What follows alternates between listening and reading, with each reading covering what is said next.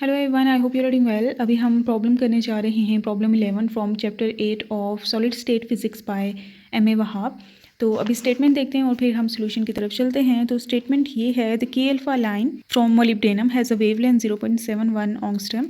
तो मोलिब्डेनम के लिए वेवलेंथ गिवन है के अल्फा लाइन के करस्पॉन्डिंग। तो हम लेमडा हमें गिवन है मोलिब्डेनम के लिए, तो मैं एम सब्सक्रिप्ट यूज़ कर रही हूँ मोलिब्डेनम की लेमडा के लिए, और that is given to be 0.71 angstrom. Then calculate the wavelength of k alpha line for copper. तो उन्होंने कहा है कि k alpha के ही correspondingly आप कॉपर की वेवलेंथ फाइंड आउट करें। ठीक है, मोलिब्डेनम के लिए गिवन है, कॉपर के लिए फाइंड आउट करें, और ये दोनों क्या हैं, के अल्फा लाइन्स के लिए। ठीक है, तो इसके अलावा हमें क्या गिवन है, इनके एटॉमिक नंबर्स गिवन है। तो मोलिब्डेनम का जो एटॉमिक नंबर है वो गिवन है विच इज़ ऐसे मैं रिप्रेजेंट कर रही हूँ 42, और उसके अलावा कॉपर का गिवन है विच इज़ 29। ठीक हो गया, तो हमने ये फाइंड आउट करना है। तो इसके लिए हम मोज़लेस लॉ यूज़ करेंगे। तो ये प्रॉब्लम जो है क्लियरली के अल्फा लाइन, ये जो लाइंस वगैरह हैं, तो ये मोज़लेस लॉ के रिलेटेड का प्रॉब्लम है। तो इसमें हम मोज़लेस लॉ यूज़ करेंगे। Will use we know that according to Moseley's law, we have frequency जो है उसका फॉर्मूला बताया जाता है। ये फ्रीक्वेंसी में इस म्यू से रिप्रेजेंट कर रही हूँ, that is to be equals to, आप ब्रैकेट यूज़ करते हैं ए जी माइनस बी और ब्रैकेट क्लोज और होल स्क्वायर। ठीक है, ए और बी कॉन्स्टेंट्स हैं और ये डिपेंड करता है कौन सा एलिमेंट है और कौन सी लाइन आप स्टडी कर रहे हैं। ठीक है, इन दोनों चीज़ों पे डिपेंड करता है। तो यहाँ पे हमें लैम्डा चाहिए, तो फ्रीक्वेंसी और लैम्डा का रिलेशन होता है कि जैसे हम कहते हैं C is equals to lambda f यहाँ पे हम म्यू उससे रिप्रेजेंट कर रहे हैं फ्रीक्वेंसी। तो लैम्डा चाहिए ना, तो लैम्डा यहाँ पे हम लाना चाहते हैं, तो सी लैम्डा को इधर डिवाइड कर दें तो म्यू की वैल्यू आपको लैम्डा की फॉर्म में मिल जाती है। तो म्यू की जगह सी बाय लैम्डा यहाँ पे पुट कर देते हैं।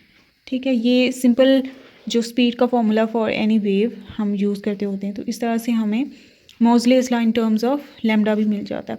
तो अब हम ये क्योंकि हम के अल्फ़ा लाइन के लिए देख रहे हैं, फॉर के अल्फ़ा लाइन बी जो है वो 1 होता है। ठीक है, के अल्फ़ा लाइन के लिए आप बी को 1 पुट करते होते, तो यहाँ पे हम के अल्फ़ा लाइन के लिए करस्पॉन्डिंगली फार्मूला में बी की वैल्यू को पुट कर देते हैं। ठीक हो गया, अब हम क्या करते हैं कि हमें लैम्डा मोलिब्डेनम के लिए भी गिवन है और लैम्डा कॉपर के लिए फाइंड आउट करना है। तो ये फार्मूला हम मोलिब्डेनम के लिए लिखते हैं, फिर कॉपर के लिए लिखते हैं, फिर डिवाइड करेंगे ना तो हमें मोलिब्डेनम का कॉपर का लैम्डा मिल जाएगा। तो सबसे पहले हम मोलिब्डेनम के लिए मोज़लेस लॉ में लिखते हैं। से इक्वेशन नंबर 1 का नाम मैं दे देती हूँ। For molybdenum we can write C by lambda of molybdenum. ठीक है, सी बाय लैम्डा एम मैंने लिख दिया, ये ए इंटू जी मोलिब्डेनम का क्या है 42 है, तो यहाँ पे पुट कर दिया -1 का होल स्क्वायर। तो ये सिचुएशन बन जाएगी सी बाय लैम्डा एम की वैल्यू लास्ट में पुट करेंगे, अभी नहीं पुट करती मैं, ए इंटू 42 - 1 जो कि होता है 41 और इसका होल स्क्वायर। ठीक हो गया, इसे इक्वेशन नंबर 2 का नाम दे देती हूँ। इसी तरह मैं कॉपर के लिए भी पुटिंग करती हूँ।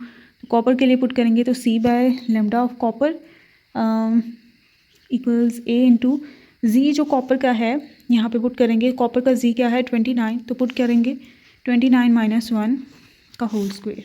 इक्वेशन नंबर मैंने 3 का नाम दे दिया। अब हमें ए की वैल्यू नहीं पता और सी की वैल्यू पुट करने की भी ज़रूरत नहीं है, हम दोनों को डिवाइड कर देते हैं। ठीक है, इसको इससे दोनों साइड्स करस्पॉन्डिंगली डिवाइड हो जाएंगी। तो C by lambda M divided by C by lambda copper. ठीक है, और दैट इज़ इक्वल्स टू, ऊपर ये वाली आएगी क्योंकि हमने इसी तरह से इसको डिवाइड किया, और डिवाइडेड बाय ए इंटू 29 - 1 क्या होता है 28। अच्छा, ये आप सॉल्व करके उसे इक्वेशन नंबर 3 का नाम देना। ठीक है, तो अब इसका क्या करेंगे, ये डिवाइड का साइन है ना, जब मल्टीप्लाई का साइन होता है तो ये वाली चीज़ें एक इन्वर्स इनके आ जाते हैं ना। तो डिवाइड का साइन जब मल्टीप्लाई में चेंज होगा तो ये वाली ऊपर और ऊपर वाली नीचे, तो ये इस तरह की सिचुएशन। अब यहाँ पे भी ए है, यहाँ पे भी ए है, दोनों कैंसिल हो गए, तो क्या बच गया 41 का स्क्वायर बच गया डिवाइडेड बाय 28 का स्क्वायर बच गया। सी और सी कैंसिल हो गए, तो lambda of copper divided by lambda of molybdenum equals 41 का स्क्वायर डिवाइडेड बाय 28 का square. Lambda of copper will be equals to 41 का स्क्वायर डिवाइडेड बाय 28 का square into lambda of molybdenum.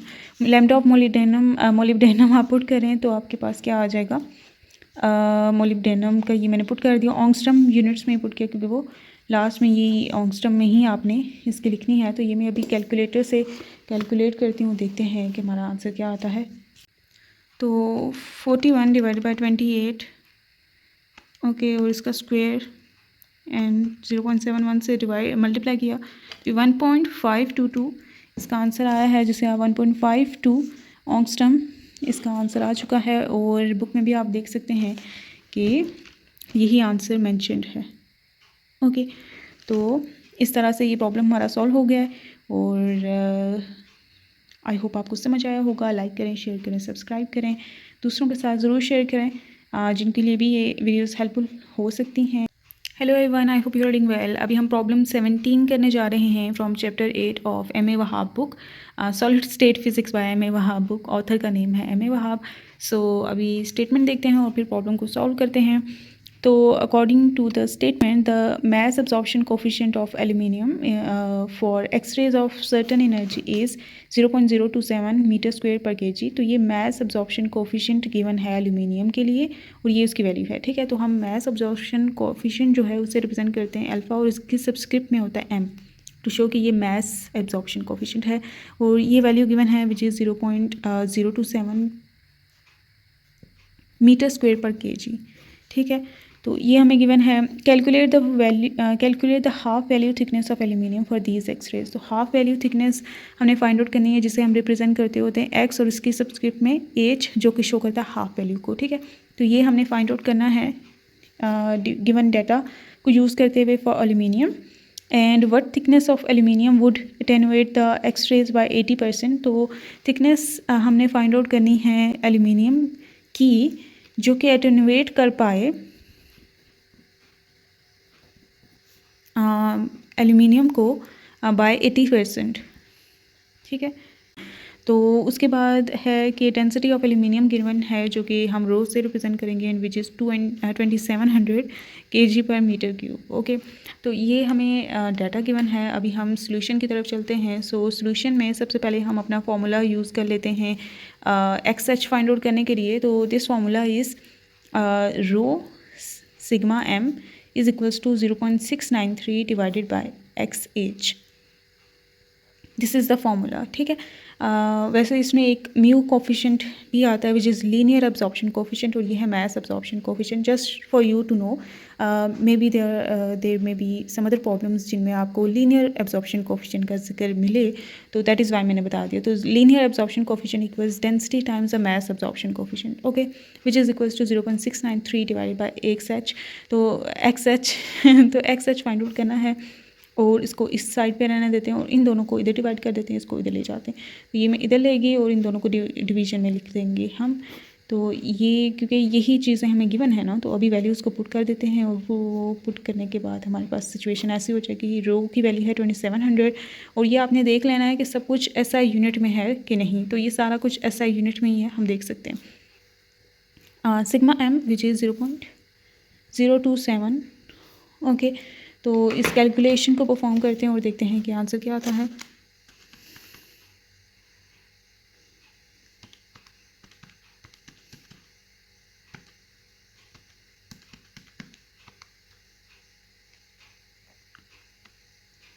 -9.5 multiply 10⁻³ और ये है मीटर्स में। ठीक है, तो इसे मिलीमीटर में आप लिख सकते हैं। 9.5 10⁻³ मिली होता है, तो मिलीमीटर। ये आपके पास half value thickness of aluminium आ चुकी है फॉर गिवन एक्स रेज। तो एक चीज़ हमने फाइंड आउट कर ली है। नेक्स्ट हमें थिकनेस फाइंड आउट करनी है सच दैट अटेनुएशन 80% हो। अटेनुएट करना मतलब कि अगर ये एक्स रेज की पूरी लेंथ है, ठीक है, और ये अगर एक्स रेज हाफ तक पहुंच पाई तो इसका मतलब है कि 50% एटेनुएशन हुई है।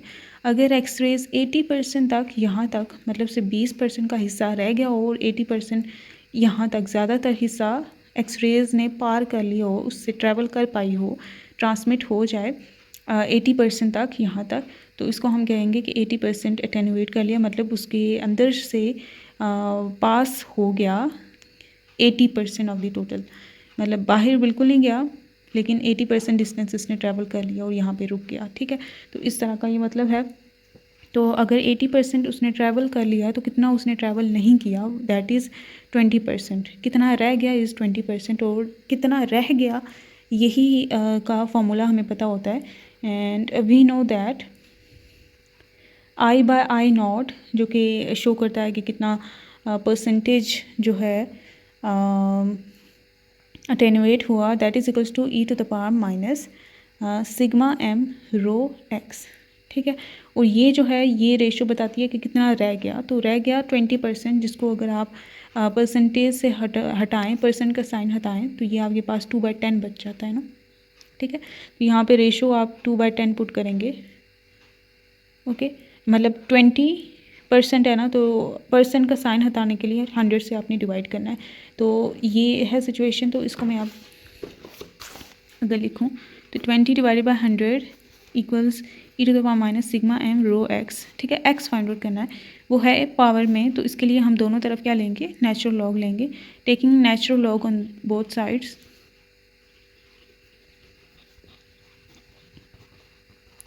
तो ये natural log of 20 divided by 100 that is equals to natural log of e⁻⁻ sigma m rho x। तो नेचुरल लॉग की प्रॉपर्टी होती है कि पावर में जो होता है वो शुरू में आ जाता है। तो पावर में minus sigma m rho x है, शुरू में आगे natural log of e, natural log of e होता है 1, ठीक है। 1 से मल्टीप्लाई आपकी सिचुएशन वही रह जाती है। तो ये साइड अब मैं इधर लिख रही हूँ, ठीक है। नेचुरल लॉग ऑफ 1 e 1 होता है, इसलिए वो मैंने नहीं लिखा। तो x फाइंड आउट करना है, तो x इधर रहने देते हैं और वो दो चीज़ें उधर ले जाते हैं, तो ये इधर डिवाइड हो जाएंगी। Sigma m rho natural log of 20 divided by 100, minus को आप ऊपर नीचे लिखें, ऊपर लिखें नीचे लिखें, एक ही बात होती है। तो यहाँ पे आप वैल्यूज़ को पुट कर देते हैं। सिग्मा m हमें गिवन है विच इज़ 0.027 और रो भी गिवन है 2700, natural log of 20 divided by 100 तो हम कैलकुलेटर से कर ही लेंगे। तो ये आप करते हैं और देखते हैं आंसर क्या आता है।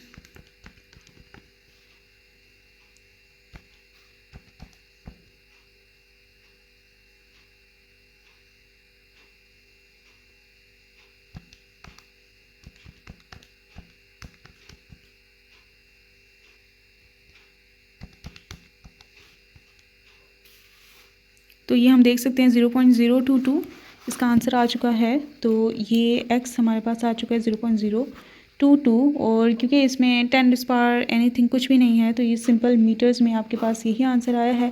तो यहाँ पे आंसर्स में आपको एक ही आंसर गिवन है 0.022 meters which is the thickness for the attenuation of 80%।